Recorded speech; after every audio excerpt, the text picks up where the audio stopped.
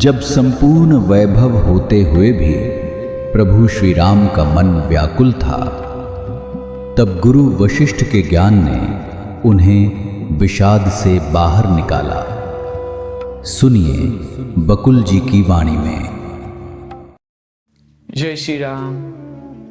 ज्ञान के इस महासागर में हम सब लोग डुबकियां लगा रहे हैं और आप सभी का बहुत ही स्वागत है और बहुत ही आप आनंद ले रहे होंगे ये परम ज्ञान को।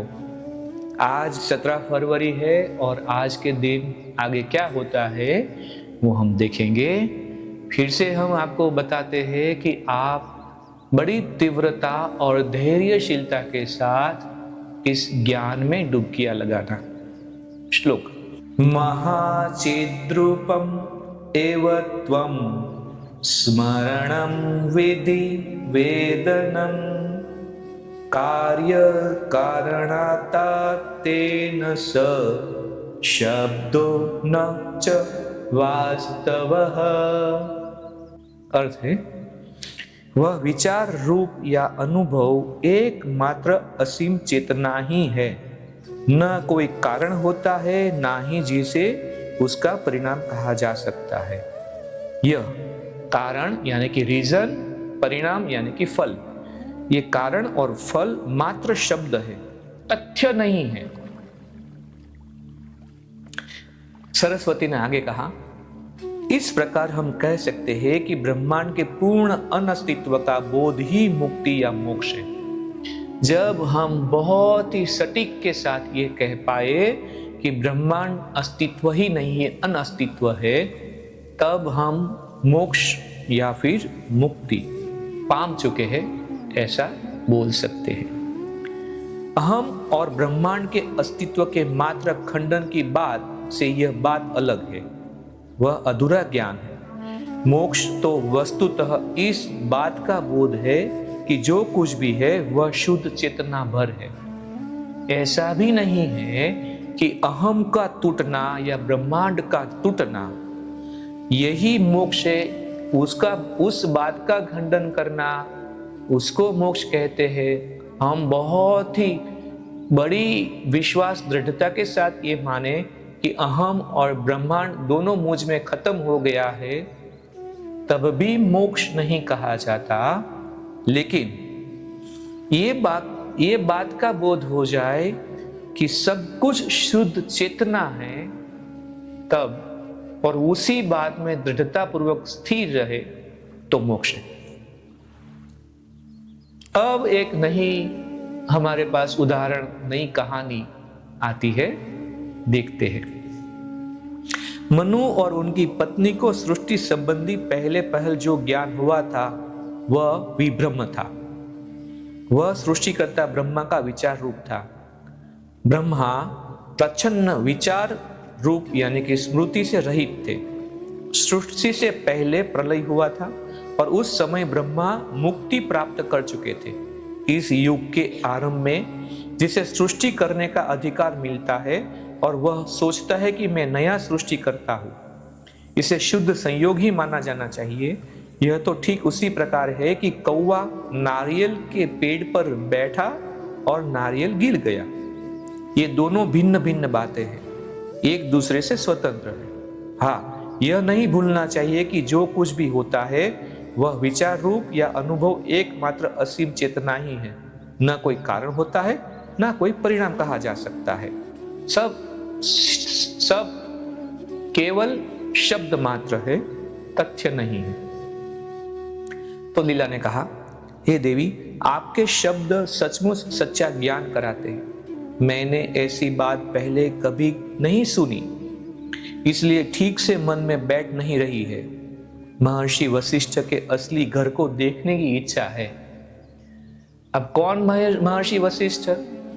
जो महर्षि वशिष्ठ और अरुंधति थे, उनका ही एक दूसरा स्वरूप देखे तो लीला और राजा पद्म, और फिर पद्म तो चल बसे थे।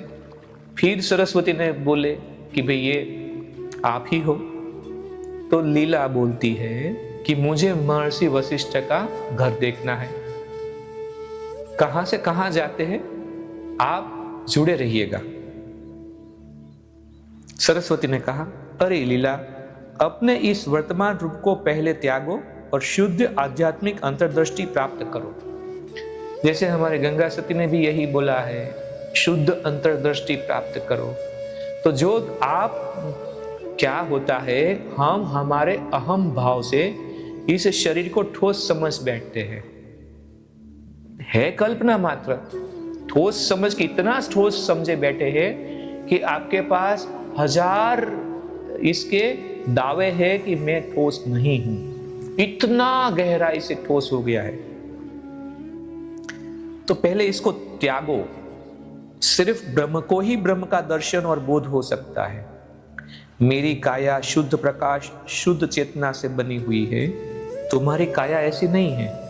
तुम अपनी इस काया से अपनी कल्पना के स्थान भी जब भी नहीं देख सकती, तब फिर तुम कैसे दूसरे की कल्पना का स्थान देख सकती हो? परंतु यदि तुम प्रकाश काया प्राप्त कर लो तो तुम सहज ही महर्षि के घर को देख सकती हो। इसीलिए क्या करना है, दृढ़ निश्चय करो कि मैं अपनी काया यहीं छोड़ती हूं और प्रकाश काया ग्रहण करती हूं। धूप बत्ती की गंध के समान काया धारण करके तुम महर्षि का घर देख सकती हो। मैं भी उनके घर चलूंगी। जिस प्रकार जल जल में मिल जाता है, उसी प्रकार तुम भी चेतना क्षेत्र में मिलकर एक हो जाओगी। अब हमारा सबका अभ्यास क्या रहेगा कि यही है एक चेतना का आकाश, यही और यही चेतना का आकाश है, उसमें हमें प्रविष्ट होना है। कैसे भी करके, कुछ ना कुछ मेहनत करके, तपस्या करके, बहुत सारा ज्ञान को सुन के या कुछ भी करके, कुछ ऐसी टेक्निक क्रिया सीखना है, जानना है कि हम यहीं पे और यही जो चेतना का एक आकाश है उसमें हम प्रविष्ट करें। तो उसके लिए क्या है, जैसे एक दृढ़ संकल्प हमारा इस शरीर का है, ऐसे ही दृढ़ संकल्प से इस शरीर में नहीं हूं, ऐसा करके दृढ़ संकल्प से एक प्रकाश वाला जो शब्द प्रयोग किया ना कि शुद्ध प्रकाश, उसमें प्रकाश काया में हमें जाना है।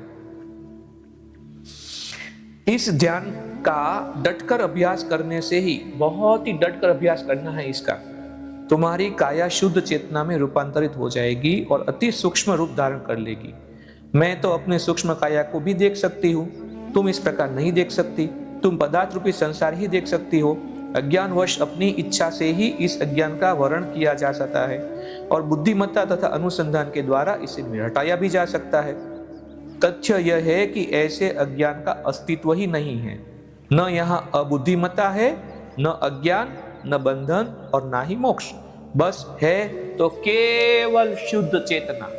बार बार हमें यही बताया जा रहा है, जो है कुछ भी नहीं है तो सिर्फ केवल शुद्ध चेतना है। इसी बात के साथ, इसी बात में रमते रमते आज के इस ज्ञान वाणी को यहाँ पे विराम देते हैं। कल नई मणिके के साथ हम फिर से मिलेंगे। तब तक के लिए जय श्री राम। इस ज्ञान यात्रा में हमारे साथ बने रहने के लिए चैनल को सब्सक्राइब करें और बेल आइकॉन दबाएं।